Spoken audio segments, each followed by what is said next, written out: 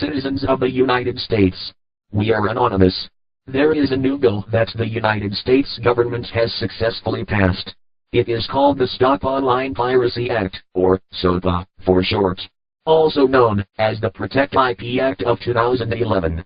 The US Congressional Budget Office estimates that implementation of the bill would cost the federal government $47 million through 2016. It will cost you, the taxpayers, $47 million over the next 4 years. The SOPA Act will censor you from accessing certain websites and block all access to other areas of the Internet that the United States government does not want you to access.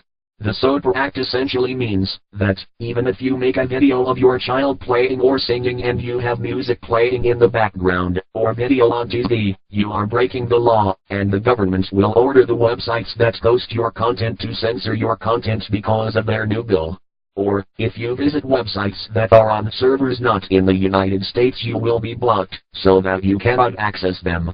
Ask yourselves, who really owns the Internet? The answer is simple: no one actually owns the Internet, and no single person, organization or government controls the Internet in its entirety. It is more of a concept than an actual tangible entity, and the Internet relies on a physical infrastructure that connects networks to other networks. There are many organizations, corporations, governments, schools, private citizens and service providers that all own pieces of the infrastructure that make up the Internet, but there is no one entity that owns it all. How can the US government decide to block access to parts of the Internet that the US government does not even own? The SOPA Act is a direct violation to people's right to freedom of knowledge and information, and for that violation the United States government is a disgrace to the land of the free that every United States soldier has fought or died for. The United States government is essentially telling the people of the United States that they are free to do as the government tells them. If people do not follow their rules, they will arrest them for making an attempt to learn. But the government will tell the media that these people are getting arrested for acts of treason, domestic terrorism, or Internet piracy. As for the United States government, who gave you the right to regulate the people's right to think outside the box and use the Internet as they see fit? If we cut off global Internet, shouldn't we also cut off all foreign affairs?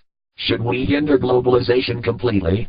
Perhaps all other world trade centers are acts of terrorism by existing, as they use the Internet for commerce. The ambiguity of this bill should terrify you. This video likely will not last long on YouTube. As long as you can, download YouTube Downloader, and help us share this message. If you speak, they have to listen. If they do not listen, their blatant disregard for the people will not go unnoticed, and is not acceptable. Doing nothing is the worst thing you can do. We are anonymous. We are legion. We do not forgive. We do not forget. Expect us.